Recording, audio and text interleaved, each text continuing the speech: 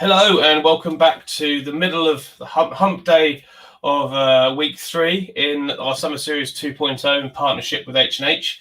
Still got another three and a half weeks to go, so lots more content to come. It's been a fantastic week so far with 2 really good case studies from both sides of the Atlantic. It's a hot one here in the UK. That's why we're looking a bit more summery than usual. I'm in a hot room, no aircon, and so really looking forward to today's guest. Just looking at the video from Inspire Cities just now ahead of the talk, those cities over the next 4 to 6 months will start to have their events, small events to start, starting in London on September the 15th, and then the other 20 cities around the world throughout the fall, autumn, and into the new year. So please do keep an eye on those cities if they're nearby. So to today's guest, please welcome Gethin Nadin, Director of Employee Wellbeing from Benefex, who's going to be talking about how can behavioural psychology help employees make better financial choices for their well-being, or for financial well-being, should I say. So please welcome Gethin. Excellent. Hello, how are you doing? Hello, how are you doing? Your room looks so much cooler than mine in every sense of the word. It's like a teenager's bedroom in here with Star Wars everywhere. But...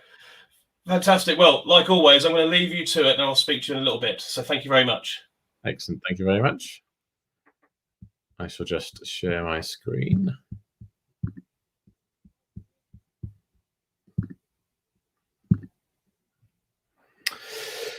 Okay, and hello, wherever you are listening in the world. Navigating the world of finances and saving can be pretty complicated, I think, at the best of times. And I think for employees, this means that financial well-being can often take a backseat to everyday life and responsibilities. And I think that's with growing concern to employers, regardless of whatever country you operate in, because there's this mountain of evidence that when financial stress is high, and it's now one of the leading causes of poor mental health, it negatively impacts the workplace and the work of individual employees. And so in this session, I'm going to take you through how behavioral psychology can help employees make better financial well-being decisions. And when they do, I think that creates better results for employers. I think when people feel confident and in control of their finances and they have a plan for the future, they're more engaged at work, their productivity is higher, their absence rates is lower, and they're even more loyal. And so today I'm going to cover how employers can use psychological insights to better support their people's financial wellness. For those of you that don't know me, I'm an MBPS psychologist who's been passionate about improving financial well-being of employees for around 10 years. I've worked with large banks across the world, the UK government, some pretty well-known charities, and some very big brands and employers to better support financial well-being for employees. And the last 10 years, I've been a part of the leadership team at Benefex, a leading global employee experience technology provider with well-being at the heart of everything we do. I also lead well-being at the UK government-backed Engage Success movement, and I support the UK government in establishing employee well-being metrics for road and travel industries throughout the country.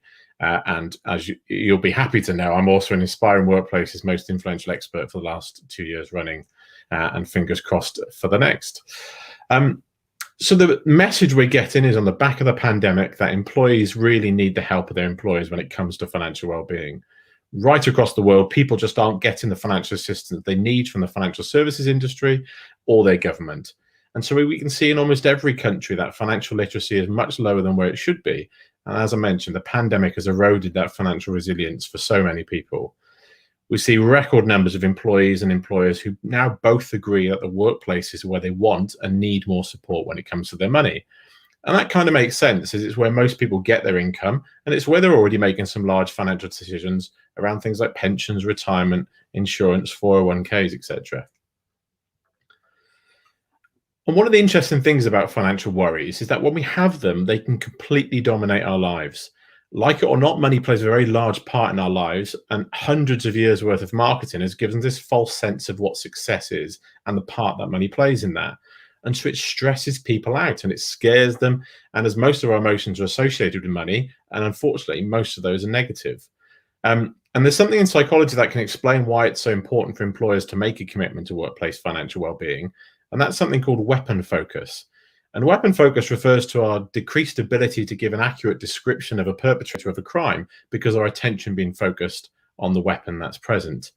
And in many experiments, subjects have viewed mock crime scenes where a weapon was either highly visible or mostly hidden from view.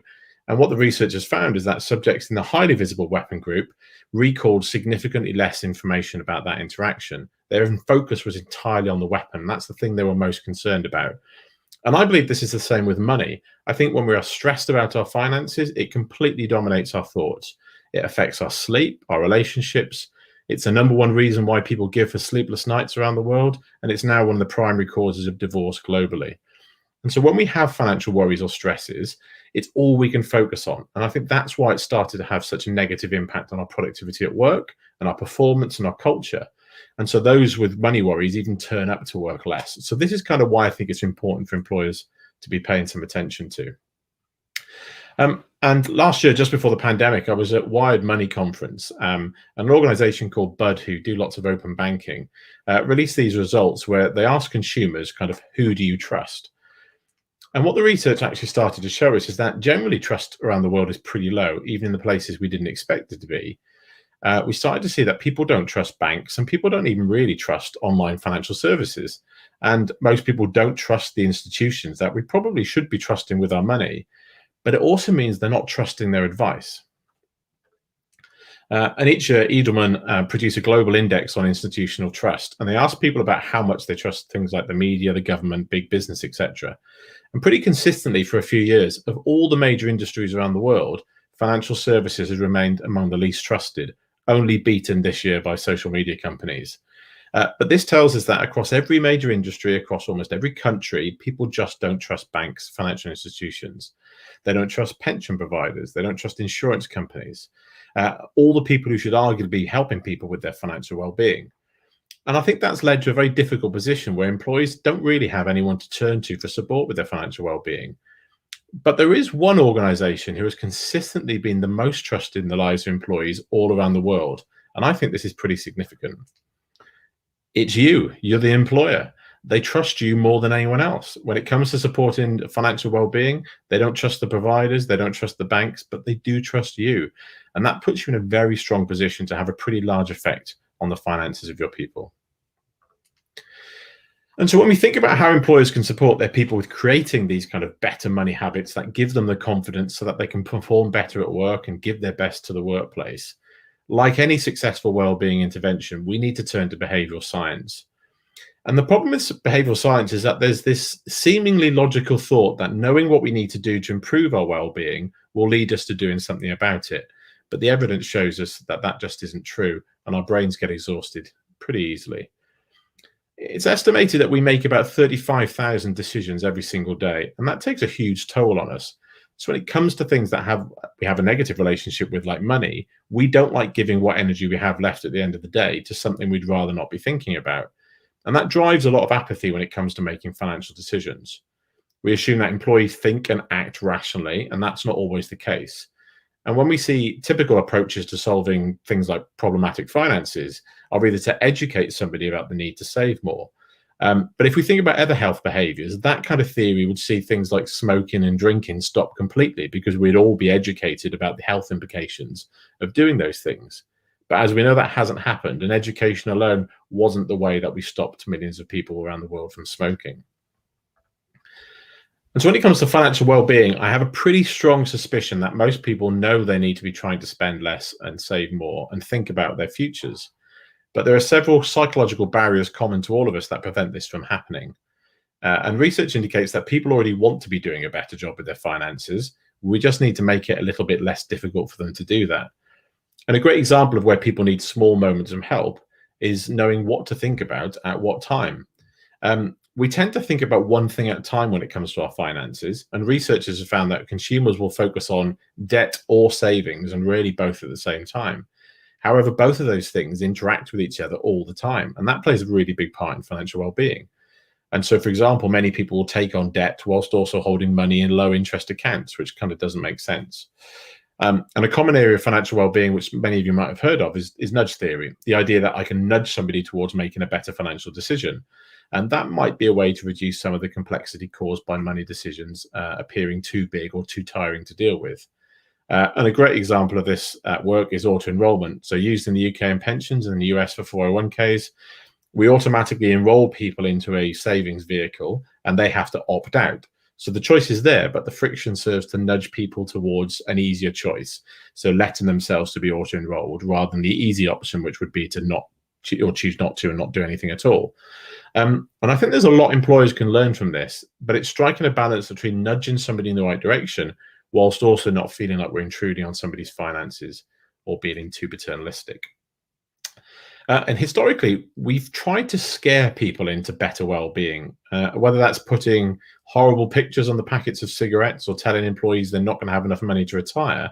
These common scare tactics often backfire, yet employers and the government continue to go against the research and the evidence in an attempt to jolt employees into action. The well-known author of Rich Dad, Poor Dad published a book last year warning of the failure of so many global people to invest in their retirement. And this book has come under quite a lot of criticism for not actually offering any helpful advice and instead just telling a story how people are screwed and there's no future for them. And pensions, are investments, and they and all of our financial futures are full of uncertainty and fear. But this kind of rhetoric, I think, has been shown to not scare people into action, but instead push them further away into inaction. And for decades since I worked in pensions in the UK, employers have tried to worry and scare employees into contributing more towards their retirement. But the challenge, I think, has been that we've made it appear so insurmountable that employers decide, why should I bother? And the research backs this up with only 40% of people saying that they respond to scare tactics that are often used in pension communications. And instead, more than 3/4 of people said actually they would react better to exciting messages that highlight the need for companies to use positive and relevant messaging to emphasize the benefits of saving more. And across the UK during the pandemic, the media and psychologists and behavioural scientists blasted the government for this ineffective scare tactic used during the coronavirus pandemic. These COVID messages were designed to scare people into compliance by threatening them with the negative consequences. And this kind of hard-hitting look them in the eyes campaign didn't actually have the impact the government thought it would and became heavily criticised. And this is an example of why scare tactics don't work. They often backfire because things like this make us face up to our mortality, which never has really good results. And I've got a little bit more on that on the next slide. But the idea that fear elicits a response, i.e. we get somebody to act, actually has very little evidence when it comes to psychology, that you can't scare people into an action. They just induce stress and anxiety. And if we think about finances, for example, a great example again is probably pensions. We just scare people into not doing anything. Sorting out our finances is already stressful enough and tough enough. And if you make it look more emotionally draining by using images and scare tactics, you just increase the likelihood that somebody actually doesn't want to deal with it. And in a meta-analysis of all the studies into fear messaging that have ever been done, it was concluded that fear messaging is only really slightly effective when situations where a person has high self-efficacy. So that's to say that they have the skills to be able to kind of believe in themselves and to make that change. And when it comes to workplace well-being and health behavior change, we know that's actually very rare that people have the skills and education to make the change they need to make. Most people don't feel like they have the skills or knowledge to make the decisions they need to for retirement, for example. So if we try and scare them into action, it just doesn't work. And we even have some very new evidence to show how the government's scare tactics might actually be failing at pensions because of this. So there's a theory in psychology called terror management, and it's basically people's desire to want to have lived a long and fulfilling, exciting life. And when we feel like that is threatened, it makes us act in a certain way. And the UK government's new PensionWise platform was aimed at helping people to better understand their pension options. And we think that might actually be backfiring because of terror management theory. So by giving people a calculator to work out their life expectancy so they could work out how long they need their pension to last, the government actually inadvertently made people face up to the finite nature of their lives and actually encouraged them to live more for the moment, so took a higher lump sum out of their pensions. It's a really kind of shocking result that actually by trying to get people to invest more in pensions, it actually completely backfired, and it might be having the opposite effect. And behavioral science has long been employed to encourage behavior change when it comes to workplace well-being, and more frequently when it comes to people's finances. And there are a few primary things that employers should be aware of when it comes to designing financial well-being strategies and communicating benefits, and even how you just talk about some of the employee benefits that you might offer. So one of the biggest psychological barriers, and for anyone who's not from the UK, you're not going to recognize who this guy is, but he was from a very long-standing comedy program about a miserable old man who had hit retirement. And a psychological barrier to lots of stuff we do in the workplace, and something to consider for anyone who's definitely involved in company pension or retirement schemes, or even things like life assurance, is we don't like thinking about the future, and we especially don't like thinking about old age. Decision-making concerns the emotional burden involved. And so we don't like to think about old age, that period of life that we frequently associate with illness and loneliness and a decline and all this kind of stuff. And what the data tells us that between the age of 24 and kind of 45, our energy is almost entirely focused on more immediate tasks and projects, such as finishing our studies, starting our careers, focusing on work, forming a family, buying a house, all that kind of stuff. And it only tends to be after our 40s that we start to begin to think seriously about retirement. And at that point, it could possibly be too late for us to significantly improve our future pension income. And the data shows us that young people are pretty pessimistic about their retirement, with nearly 90% saying that they're not at all confident or just a little bit confident that they're doing enough for their retirement. And they generally now expect to retire much, much later than they ever have. And so retirement has to appear vivid and fun and all about lifestyle and not focused on having enough money to live. And so when you think about those literatures that you might use to talk about retirement or 401ks or pensions, we don't want to see images of people like Victor Meldrew. We want to see images of kind of, my life now and the life I might have in the future. So, I am not an old person when I buy these policies or invest in these policies. So don't show me old people on the packages, because I can't relate to that person. And another factor is important for employers to note is that we really don't like complexity. Complexity is a really important key factor that affects things like retirement choices and benefit choices. We know that pension plans are pretty difficult to understand, and dealing with them involves time and kind of maths, and they can be quite complicated. And percentages are used a lot in financial services and again in workplace pensions, but percentages require us to do an extra level of maths in our decision making. So when we ask employees how much money they should add to their savings on a regular basis, the research says that when you show a percentage of your salary, that's the least effective way of getting somebody to invest more in something like a pension. But when you show the monetary value in pounds or dollars, they have the highest engagement. So again, we start to see that don't make people do maths, don't give them percentages, give them actual figures. And the third behavioral science factor we need to be aware of is that most of us don't have the knowledge we need to make the right decisions. Complexity and the emotional burden of thinking about money leads us to procrastinate often. And the evidence shows that the greater the task or decision we have to make, the more likely we are to procrastinate. And then generally, by the time we have no alternative but to act on that decision or tackle the problem, it's frequently too late for us to do that properly. And in Behavioural Insights team in the UK and the Cabinet Office, they simplified a 100-page pension plan called a wake-up pack down to one single side of A4 paper called a pension passport. And that was sent to people approaching retirement and actually resulted in a 10-fold increase in the number of people seeking guidance on what to do with their pension than given the 100-page pension. And so studies have shown that things like summary boxes on credit card options make people more likely to take the credit card. So if we flip that around, can we get somebody more likely to take a benefit or things like a pension if we start to think about what's the succinct information that can be displayed, and will that make somebody more likely to take a decision? And factor number 4, we place too much value on the present. The kind of temporal distance of retirement and the more immediate tasks lead us to do something that's known as temporal discounting. And so this is a psychological vulnerability that refers to our tendency to prefer rewards today than stuff that happens in the distance. So our current kind of pleasures prevail over future benefits. And so, for example, there's been loads of examples and research that, if a consumer will prefer £500 now to £520 in a month's time, so waiting that month for an extra £20 is not perceived as a sufficient trade-off. And so the satisfaction derived from the immediate reward outweighs what's going to happen in the future.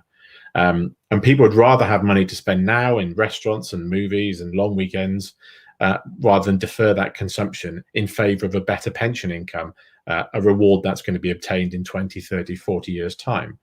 And so our tendency to prefer a modest reward now rather than a better reward in the future can have quite a big impact on our financial well-being. So I think employers need to think carefully about how they word their benefits and how they can communicate and talk about them.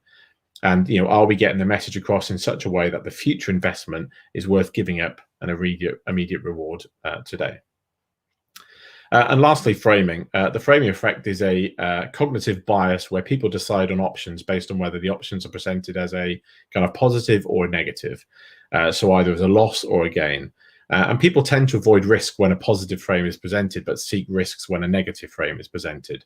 And so we can think about when we show things like pensions or 401ks, showing shortfalls in those savings for the future should be presented pretty carefully towards employees, because we want to show people how close they are to a great retirement, not how far away they are from a great retirement. And so how can you help? So whether you're responsible for well-being, employee benefits or pensions within your organization, there are some tips on how you can help your people to be more financially confident and feel more in control of their finances. And there's some great frameworks such as Mindspace, which was created by the London School of Economics, that can help employers kind of get to grips with how we can use behavioral science to improve things like employee financial well-being behaviors, but also how we communicate and design employee benefit schemes. And so the Mindspace model focuses on each one of these things you can see on screen. So the messenger, we are heavily influenced by who's telling us things and what their perceived credibility is. And so what we see is that when professionals display their certificates or diplomas in their office, people tend to listen to their advice 34% more. So as soon as somebody looks more credible, we start to pay more attention to them. Peers have a strong influence over our behavior. We pay attention to our friends because we trust them and we share some of their same preferences and interests. And so it's important that whoever's delivering the message is somebody that we can trust. And this is where it's really good for social proof. So when you're trying to get somebody to take a benefit, for example, which might be an insurance product that is going to mitigate a risk in the future, which is going to be a really beneficial to their employee benefits and financial well-being, who is telling you to take that thing is really, really important. So using your employees to say, I invested this money in this insurance product and it paid out, and this is the stress that it didn't cause me, or this is how it helped me out. That social proof and being able to see how that benefits other colleagues is really, really important. Also incentives, we show a preference for not losing something we have rather than gaining something new. So showing people how much money they'll lose by not switching energy supply, for example, is more likely to encourage them to do so. And this works much better than showing them how much money they could save. Other people strongly influence us, so we look for norms. We choose busy restaurants over quiet ones because we think the busier it is, more people have made that choice. So we like to go with the majority. And so again, with benefit schemes, you can start to show everyone that, this benefit's been taken up by 50% of the workforce, and you'll start to encourage other people to take that benefit up as well. For the sake of time, I'll skip through a couple of these, but salience is a really important one. Our attention is drawn to simple things. Minimum payments on credit cards have been shown to correlate with how much we pay. So credit card companies have found that if they increase the suggested minimum or recommended minimum payments, people actually fall in line with that and pay more. Priming is really important. So that's the kind of context in which we make some decisions and how that influences us. So for example, people vote more liberally when the voting station is in a school and more conservatively if the voting station is in a church. We also make decisions emotionally. So when we are sad, we spend more. So we should actually start to think about avoiding words like debt. Research by Ogilvy found that it's been pretty effective in supporting mental health associated with money problems because of the negative and stigmatized use of the word debt. So people seeing themselves as having debt, not being in debt, the latter becomes a defining characteristic of us. And so we don't like that. So messaging like saying that, you have debt rather than you are in debt starts to change how people engage with financial well-being initiatives. And so replacing debt with things like money concerns or financial worries works really well as well. And lastly, ego. We like to do stuff that makes us feel better about ourselves. So if you tell people they're above average if they do something like voting, they become more likely to vote. So again, if you tell people what other people are doing, if they make it a bit more aspirational, people are more likely to do that.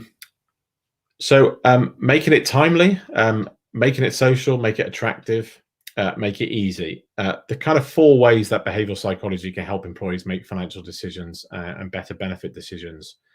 harness the power of defaults. We saw that with auto enrollment. We have a strong tendency to go with the default or preset option. It's the easiest one for us to do.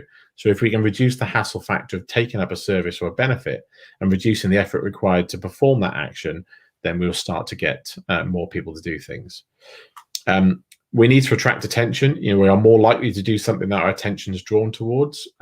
So we can design things for maximum effect. So financial incentives are awfully highly effective, but things like lotteries also work well and kind of cost less. So examples could be, you could draw the attention to those people who, some wider examples have found that when you draw people's attention to those who fail to pay road tax, if we send letters to those non-payers of car tax that include a picture of the offending vehicle, research shows us that payment rates rise from up to kind of 50%. So what you start to do is make it more attractive by just adding imagery, but also making it more personal. So somebody can, in that example, associate with the tax, so it makes them more likely to pay.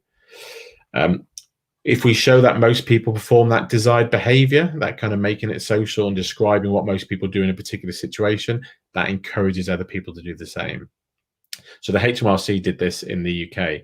They told people in tax letters that most people pay their tax online, and that actually increased significantly the payment rates for people. So what we actually started to see is, because they thought everyone else was doing it, they fell in line. And you might have received posts to your home which says the same thing, your neighbors are doing this, or your neighbors are thinking about that. And finally, prompt people when they're most likely to be receptive. So through benefit schemes, we know when those life cycle changes happen, so we can prompt people to do stuff at a certain time. And we've got a really good example here. If you're thinking about communicating benefits or retirement or 401ks or whatever it is in your organization, the UK government in the UK has given us this really good example of how we can bring some of the elements of behavioral science together in one very brief communication. So what you see on screen here is a text message that was sent to people in the UK to encourage them to get their coronavirus vaccine.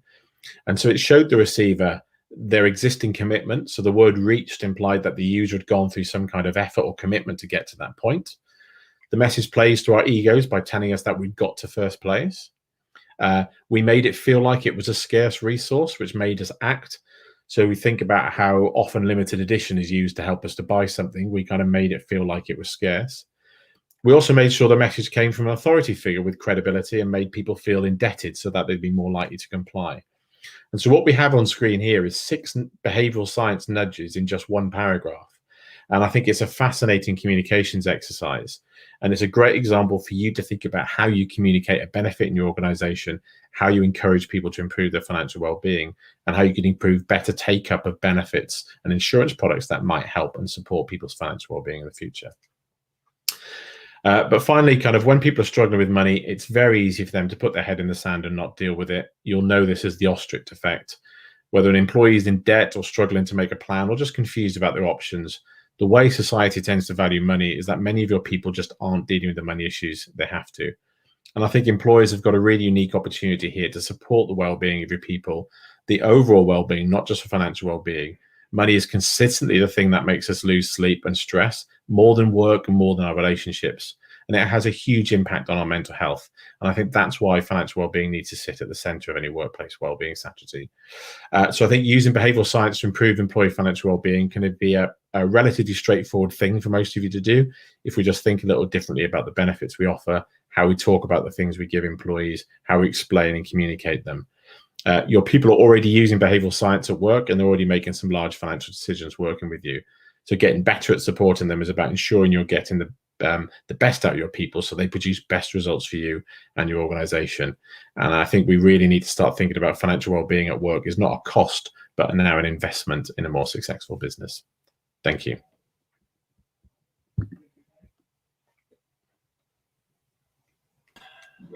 You think I've got over the muting? The unmuting button by now. Thank you so much. So much to unpack there. Almost like 2 sessions in one there. That's actually how to be a really awesome communicator using behavioral psychology rather than just financial well-being. And I spotted a bit of Robert Cialdini there at the end with scarcity and authority and reciprocity. So like I say, a lot to unpack. I suppose with regards to financial well-being, it's not what you were talking about per se throughout that piece. I've got my own opinion on pensions and things like that.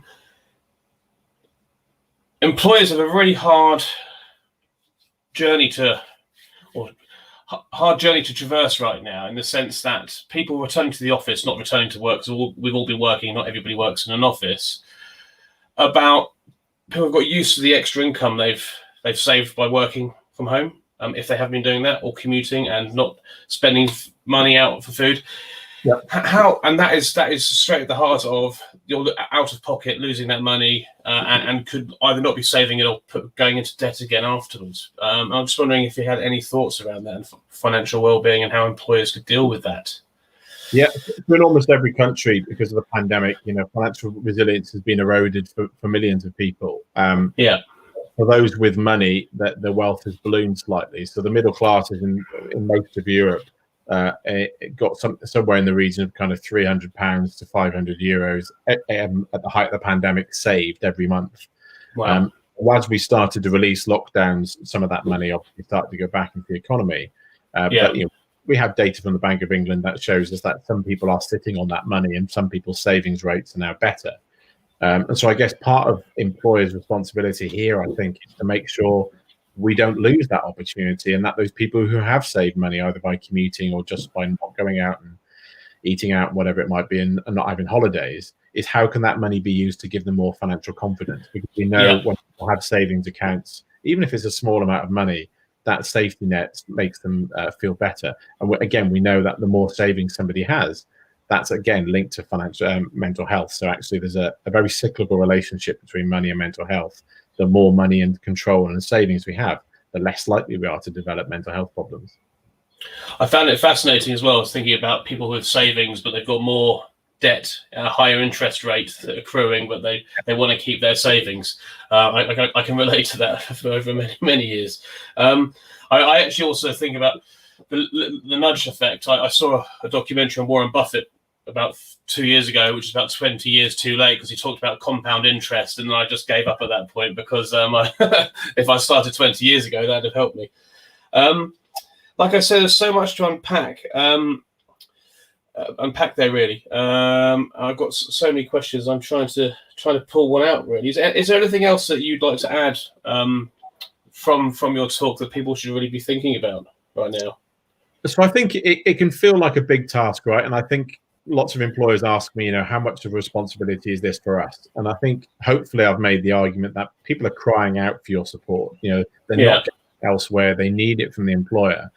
And because of that cyclical relationship with things like mental health, and because of the impact on relationships and stress and jobs and sleep, all elements of well-being are affected by somebody who's worried about money. And you have to be in debt to be worried about money. We know in America that there are record numbers of people earning six figures who are phoning debt charities and being stressed about their finances. And so it affects everybody, because, even if you're a high earner, the skills required to earn a high income are not the same skills required to maintain that income. Because you are a lawyer earning hundreds of thousands of dollars doesn't mean you're any better at managing your money than somebody else. And in fact, the data shows us that the more somebody earns, the more likely they are to be financially stressed. Now, they're stressing about different things, because they tend to stress about doing the right thing for their family, their retirement, and they stress about losing money through investments, but it's still causing them stress, and so it's still affecting their work. And so the data we have is compelling that it's affecting people's work. And so that's why just thinking about how we talk about things, the language we use, how we communicate some things like benefits, because we know right across the world, those people who had life insurance and income protection in place before the pandemic hit had a route out and a way of preserving their lives to a certain extent if they caught the virus. And so, it was the rainy day event that people saved for and planned for is what happened when the pandemic struck. I suppose it's almost it's far from done, but as we're breaking down the stigma about mental health, and that's had a huge move forward over the past 12 months, people being much more open about it. It's then unpicking the layers of mental well-being, I suppose. So having the right language around, rather than being in debt, having money concerns, and actually allowing people to feel able to be able to speak to people about about that and trying to work their way through it. And like you say, does that sit with the employer or not? And I think if we're trying to create inclusive environments where people can share and talk about their issues, and the employer should be able to help them. Yeah, well, if somebody comes to you and says, I'm really stressed, but my mental health has been affected by money, which is very, very common. It's now something like 50% of the reasons, the kind of non-kind of genetic and behavioral reasons why somebody's stressed about money, has poor mental health, is linked to money. A huge amount of suicides in men in the US are linked to economic factors in their lives. So we know money is a big, big reason for people struggling with their mental health. So if you don't have a plan for financial well-being and somebody comes to you and says, actually, I'm really depressed, I'm not sleeping, I can't stop focusing and stressing about this thing, it's money, what are you going to do? Put the shutters up and say, well, sorry, we can't talk about you then because we don't talk about money in the workplace or whatever it might be. So I think that we've got to remove that stigma, and some of the stuff I covered around changing the language of debt, definitely making it available so people can come to you and say, I'm struggling, I've got debt, and you can direct them towards mental health support, employee assistance programs. All of these places will give people in debt and that moment of crisis support. But I think the more we talk about money, the more we break, you're right, you break those stigmas down, and the more open and free people can be, the better the organization we create.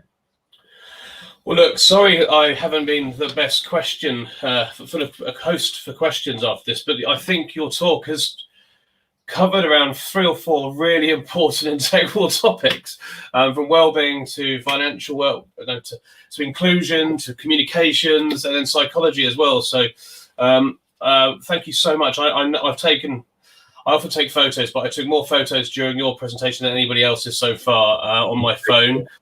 I'm going to go revisit this evening, and like I said, I really appreciate your insight and expertise in helping me become a better person, everybody else to learn more and try and take that back into their organizations. You're very kind. Thanks for having me. It's been a pleasure. Thank you. Thanks so much, Gethin. Take care. We'll leave Gethin be, but we'll bring up, let's have a quick look at one of Gregory's comments. One of my employees 20 years ago provided a yearly overview summary of people can read it on the screen rather than me reading it out loud.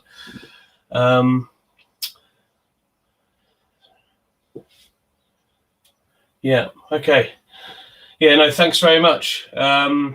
It's a really important topic that only dawned on me at the end of the conversation there after the presentation with Gethin, that it's another level of stigma, and if it's one of the key issues around mental well-being that we're not really talking about, because we talk about physical and mental, but then the financial side of it drives a lot of it too. It's another one of those stigmas that I think as a community we should really try and unpick and break the stigma around it. So my mind is racing right now, so I apologize for not being the best host today, but I'm going to go watch Gethin's session back on demand. I recommend you do too. Thanks very much. Ruth's your host tomorrow, and I will see you Friday. Take care. Bye-bye.